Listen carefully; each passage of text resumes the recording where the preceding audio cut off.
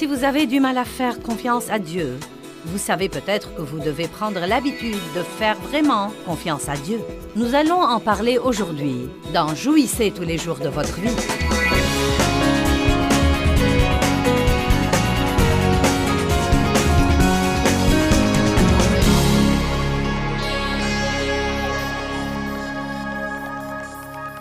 Nous parlons de nous débarrasser des mauvaises habitudes et de prendre de bonnes habitudes. Vous pouvez rompre avec une mauvaise habitude juste comme vous rompez avec un mauvais petit ami. Si ce mauvais petit ami est le seul petit ami que vous avez, bien qu'il vous ait rendu malheureuse, il va vous manquer pendant quelque temps. N'est-ce pas étonnant que, bien que certaines choses soient mauvaises, pour nous, si nous les éliminons de notre vie, il y a toujours une partie de nous-mêmes qui les regrette pour quelque temps. Et c'est la période que nous devons traverser quand nous donnons à Dieu l'occasion d'être Dieu dans nos vies. On dit que c'est à nous de prendre une habitude ou de nous en débarrasser.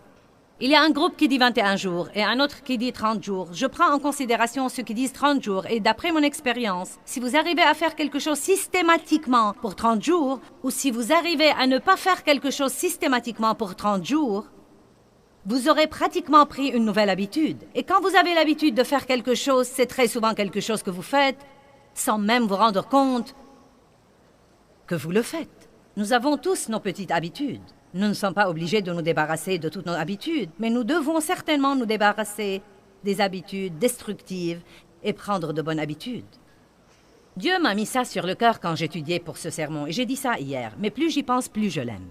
Je pense souvent que ce que nous appelons esclavage n'est en fait qu'une mauvaise habitude. Et je pense que le considérer comme une mauvaise habitude est une façon agréable de le considérer parce que le mot « esclavage », c'est comme « j'ai besoin d'un miracle pour en finir ». Esclavage. Je suis en esclavage. Mais si nous disons « vous savez, j'ai une mauvaise et sale habitude », je l'ai eue depuis très longtemps. Et maintenant, ça fait partie de mon comportement, mais c'est avec l'aide de Dieu, certainement pas tout seul. Car sans lui, nous ne pouvons rien faire.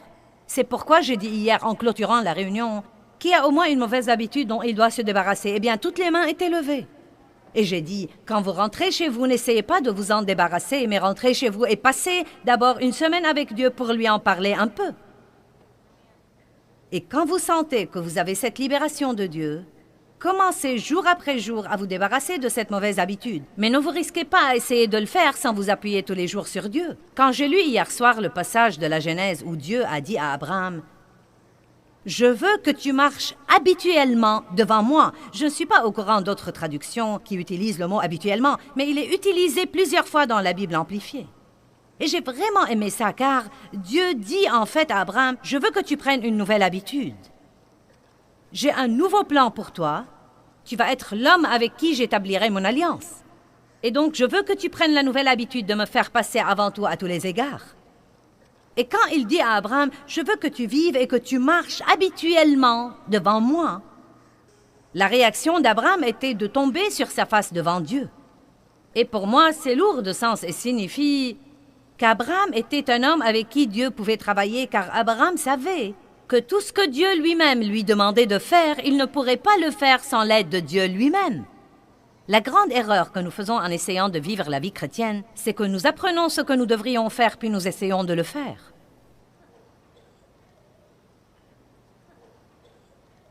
Et en fait, c'est très insultant pour Dieu parce qu'il ne veut pas du tout être tenu à l'écart. Et c'est dommage car nous sommes sincères. Nous pensons que nous faisons ce qu'il faut. Et nous disons à Dieu que nous faisons de gros efforts.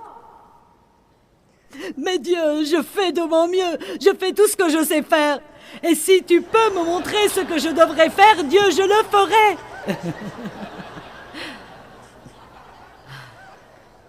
Et voyez vraiment, il y a quelque chose que nous devrions faire. Je ne dis certainement pas de ne faire aucun effort, mais ce doit être un effort rempli de l'esprit. Ce doit être un effort où Dieu est en fait notre partenaire dans ce que nous faisons. Si vous avez un problème avec l'excès de table, n'essayez pas de ne pas manger à l'excès. Priez à ce sujet avant de vous attabler. Dieu, je vais me mettre à table et tu sais comment je suis. Et je te dis juste avant même de prendre la fourchette, Dieu, j'ai besoin de ton aide.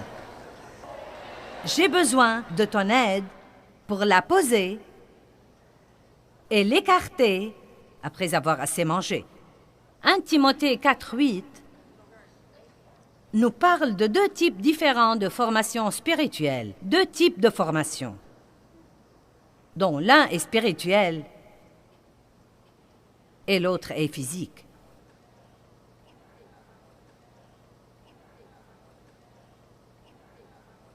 Car l'exercice corporel est de quelque valeur utile à peu de choses, tandis que la piété, l'exercice spirituel, est utile et a de la valeur à toutes choses et à tous les égards. Oula! Ayant la promesse de la vie présente et la promesse de la vie à venir. Je crois que c'est intéressant, car si je m'exerce spirituellement, si je suis forte dans l'esprit, et si j'exerce les disciplines spirituelles, ma vie sera meilleure ici-bas et j'aurai l'assurance de ma vie éternelle avec Dieu. Maintenant, vous savez, je suis ravie à l'idée d'aller au ciel, mais je voudrais faire un bon voyage.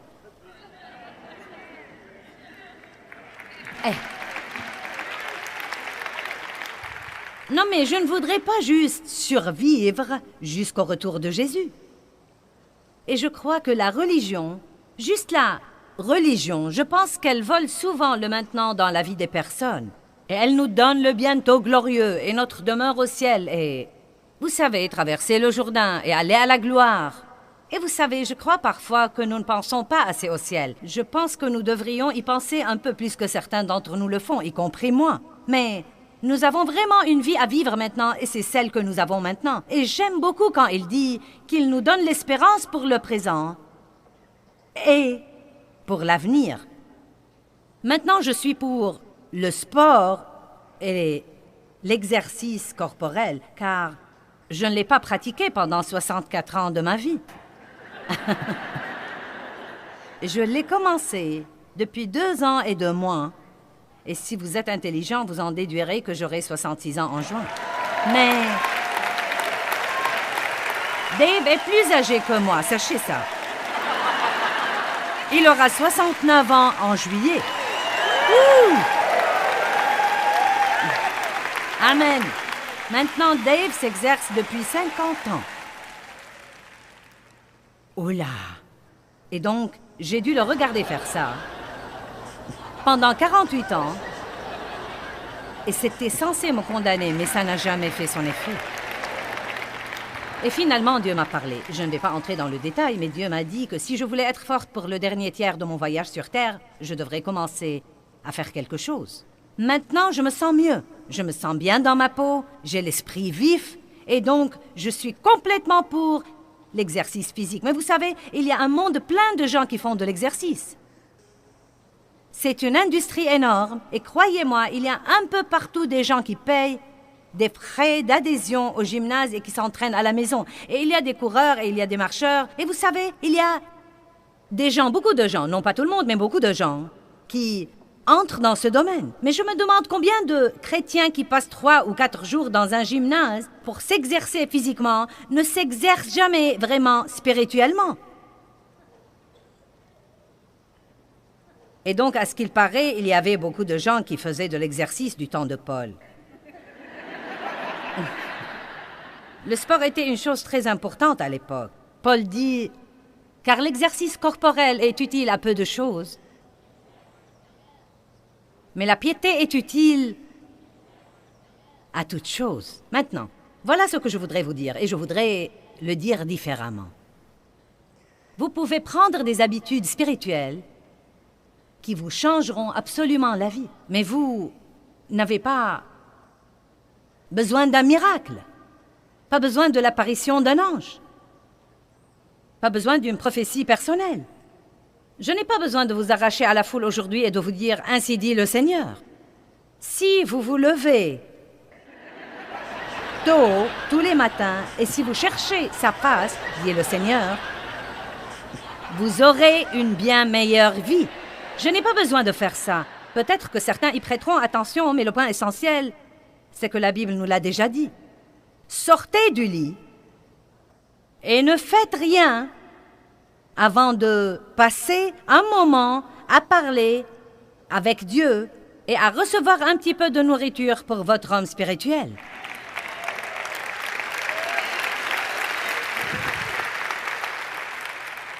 Je sais que beaucoup d'entre vous disent « Eh bien, je ne suis pas matinale. » Eh bien, vous savez quoi? Personne ne peut en faire une loi. Je ne vais pas vous dire que vous ne pouvez chercher Dieu qu'à 3 heures du matin. Évidemment, ce n'est pas le cas. Mais je pense que c'est presque dangereux dans le monde où nous vivons aujourd'hui de se lever et d'essayer de sortir et de faire quoi que ce soit sans chercher Dieu un petit peu avant d'aller. Non, mais si vous ne pouvez pas prononcer autre chose, dites « Aide-moi Dieu ». Tu dois m'aider aujourd'hui, sinon tout ce que je ferai serait un grand gâchis. Prenez donc une habitude, prenez des habitudes spirituelles.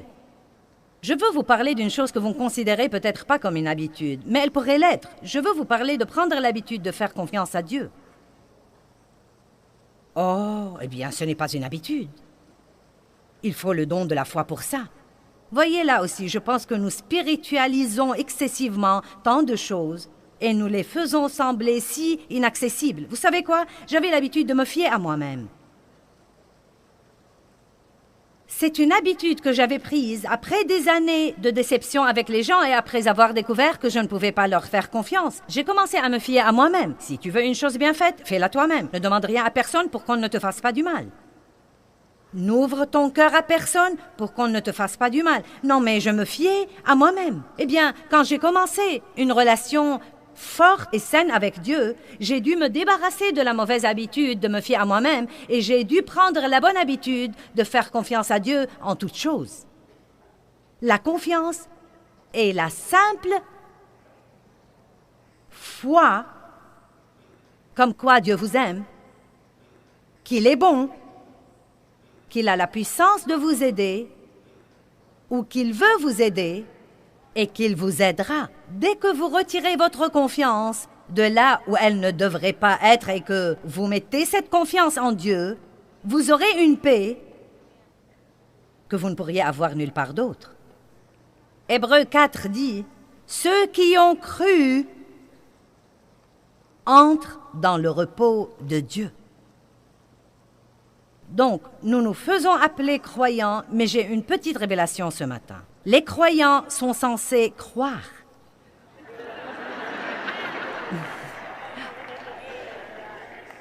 Nous ne disons pas « je suis douteur ». Et pourtant, bien des fois, nous sommes des croyants incroyants. Nous faisons confiance à nos amis, nous faisons confiance au monde, nous faisons confiance à la banque, nous faisons confiance à la bourse, à la sécurité sociale, nous faisons confiance au chômage. Et je ne sais pas si vous l'avez remarqué ou pas, mais nous avons un petit problème dans le monde aujourd'hui. Et je pense que Dieu essaie peut-être de nous parler. Et je pense également qu'il essaie de dire au monde « Excusez-moi, bonjour, je sais que vous avez essayé de me mettre dans le placard et dans une boîte et de me retirer de vos livres et de me retirer de vos écoles. Je sais que vous essayez de me cacher, mais je ne vais pas m'en aller. Et voilà mon message à vous. Vous feriez mieux de vous réveiller et de vous rendre compte que sans moi, vous ne pouvez rien faire. »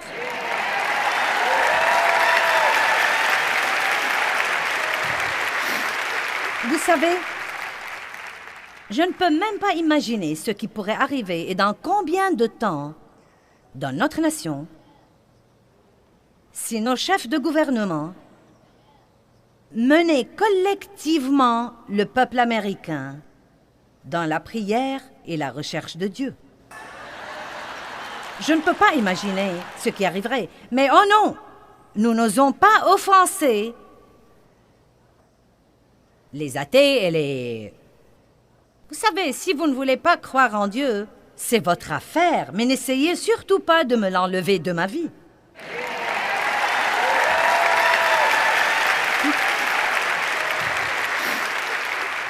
Prenez votre droit Mais n'essayez pas de me voler le mien. Nous vivons dans un monde qui est plein d'humanisme.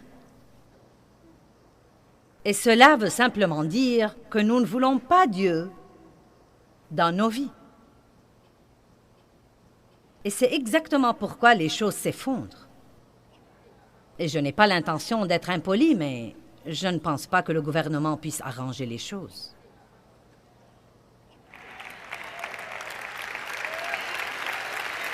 Non, mais je ne le pense vraiment pas. Et peut-être que certains d'entre vous disent « Eh bien, je ne sais pas ». Peut-être qu'ils trouveront quelque chose pour améliorer les choses pour quelque temps, mais vous savez, quand les choses sont complètement pourries... Ce qui arrive maintenant, c'est que nous voyons le résultat de ce que... Comme par exemple, vous savez, si je m'inquiète tout le temps et je suis très stressée tout le temps et je suis pleine d'amertume et de ressentiment, ceci peut rester en moi pour une période de temps et je peux le cacher. Mais peu de temps après, ça va se manifester par la maladie et la douleur dans mon corps. Et donc, comme la fibre morale de notre nation est totalement pourrie et comme les gens se sont détournés de Dieu, nous en voyons maintenant les résultats dans nos écoles, dans notre économie et où qu'on aille. Et dans une certaine mesure, nous vivons dans le pire des temps, mais aussi dans le meilleur des temps. Peut-être que ceci semble étrange, mais quelle occasion pour l'Église de luire! Quelle occasion pour nous de pouvoir dire « Nous ne sommes pas désespérés et nous ne sommes pas impuissants ».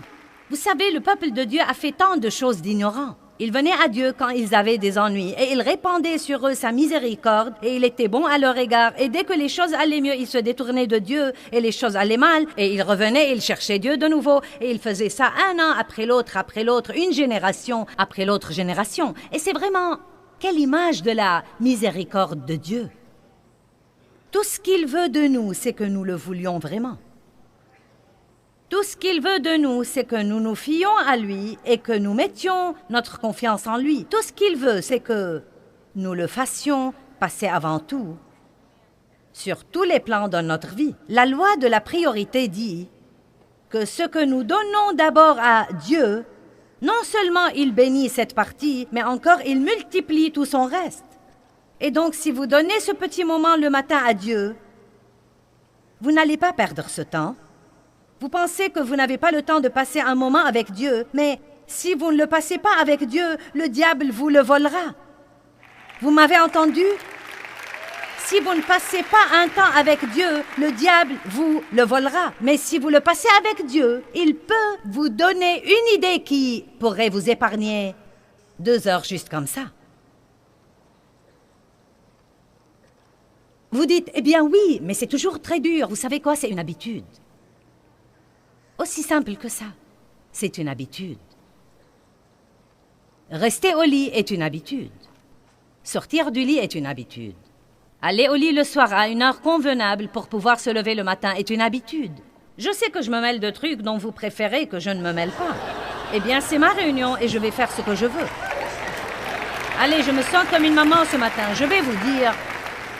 Allez au lit, levez-vous, nettoyez votre chambre, brossez-vous les dents. Vous savez, ne faisons pas de tous ces trucs quelque chose qu'ils ne doivent pas être. Vous pouvez vous lever le matin. Des millions de gens font ça. Vous n'allez pas mourir si vous sortez du lit une demi-heure plus tôt et si vous allez à un coin tranquille pour passer un moment avec Dieu. Je ne sais que faire quand j'essaye de passer un moment avec Dieu. Eh bien, allez-y donc et dites-lui, Dieu, je ne sais que faire, mais me voilà.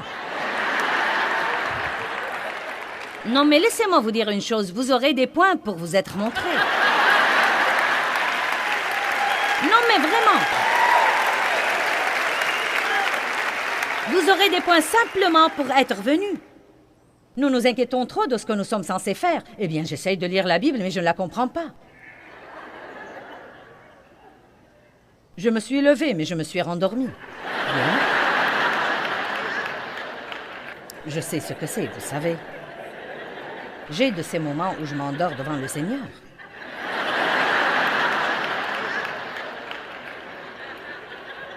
J'ai eu une vie tumultueuse pour très longtemps. Je regrette vraiment toutes ces années de ma vie que j'ai gaspillées et que je ne peux pas récupérer. Même comme chrétienne, j'étais exaspérée par des trucs que je ne pouvais pas changer. Je vivais sous la condamnation, je n'avais pas de paix, je ne jouissais pas de ma vie. J'allais à l'église. Je croyais que j'irais au ciel. Mais je ne jouissais pas du voyage. J'ai eu une transformation radicale dans ma vie, surtout dans les 20 dernières années de ma vie avec Dieu, peut-être dans les 15 à 20 années. La vie ne vaut vraiment pas la peine d'être vécue si vous allez être exaspéré tout le temps. Et vous pouvez prendre l'habitude de faire confiance à Dieu, quoi qu'il arrive dans votre vie. Vous pouvez prendre l'habitude de dire « je ne vais pas m'en inquiéter, je ne vais pas essayer de comprendre, je suis passé par là, j'ai fait ça ». Vous savez ce qui arrive quand vous essayez de comprendre quelque chose, vous serez déconcerté. Certains sont probablement venus ici très déconcertés. Et quand j'ai demandé à Dieu, il y a des années, pourquoi tant de gens étaient déconcertés, y compris moi-même, il m'a dit « Dis aux gens de ne plus essayer de comprendre les choses pour ne pas être déconcertés. » Nous n'avions pas besoin de délivrance. Ce n'était pas un esclavage. Nous avions juste besoin d'éteindre notre cerveau et de dire « Dieu, j'ai confiance en toi. Je ne peux pas faire ça, mais toi, tu peux. » Il n'y a qu'une chose qui amène la paix, le repos, la joie et le plaisir. Et c'est d'apprendre à avoir habituellement confiance en Dieu. Il y a des décisions que nous devons prendre dans la vie. Nous avons besoin de conseils entre toutes les demandes de prière qui affluent à notre bureau. La demande numéro 1 est « Priez que je sois à l'écoute de Dieu. » Priez que je sache quoi faire. Et le seul moyen d'apprendre vraiment à écouter Dieu, c'est d'apprendre à écouter notre cœur où demeure Dieu, plutôt que de vivre sans réfléchir selon nos émotions ou notre volonté. Si vous voulez écouter Dieu en sécurité, il est impératif que vous connaissiez la parole. Je sais que nous disons toujours, vous devez connaître la parole, la connaître et la connaître. Écoutez-moi bien. Vous devez connaître la parole. Et je suis convaincue plus que jamais, et je me suis rendu compte vers la fin de l'année passée, de ce qui ne va pas chez les gens. Et Dieu m'a dit, il n'étudie pas. Beaucoup de gens vont à l'église. Peut-être que vous étudiez, mais je ne m'adresse pas uniquement à vous, je m'adresse aux gens dans le monde entier.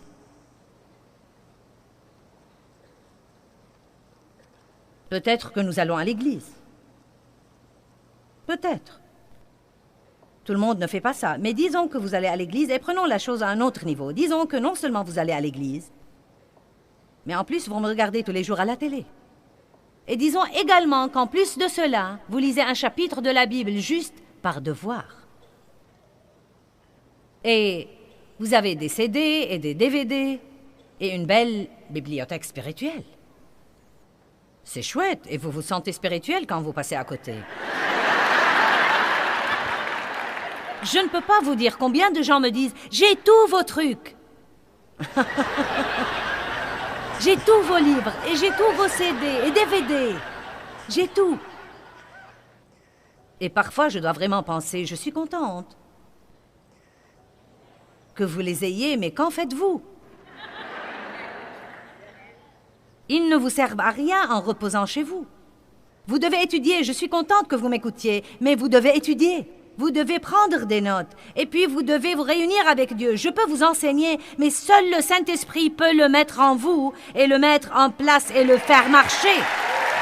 Il ne vous laissera pas apprendre juste de votre pasteur, ou juste de votre enseignant de la Bible, ou juste de votre pasteur à la télé. Vous devez aller à Dieu. Lui seul peut vous le faire comprendre. Lui seul peut prendre cette information et en faire une révélation dans votre vie. C'est très dangereux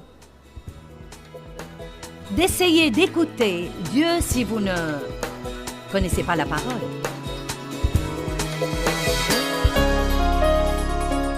Eh bien, la Bible nous enseigne, et je peux en fait confirmer de mon expérience personnelle que sans le Christ, nous ne pouvons absolument rien faire avec succès et le faire bien. Nous avons vraiment besoin de passer des moments de qualité avec Dieu. Parce qu'en faisant ça, nous l'honorons et nous lui disons « J'ai vraiment besoin de toi, Seigneur, je ne peux rien faire sans toi. » Proverbe 3, 5, 6 « Appuie-toi sur l'Éternel et confiance en lui, confie-toi en lui. » de tout ton cœur et toute ta pensée, et ne t'appuie pas sur ta sagesse ou sur ton entendement. Reconnais-le dans toutes tes voies, et il te conduira et il aplanira tes sentiers. J'aime beaucoup ces versets. Et très souvent, quand je me sens vraiment déconcertée, j'y reviens et je me dis que je ne m'appuierai pas sur ma sagesse, mais que je m'appuierai sur Dieu.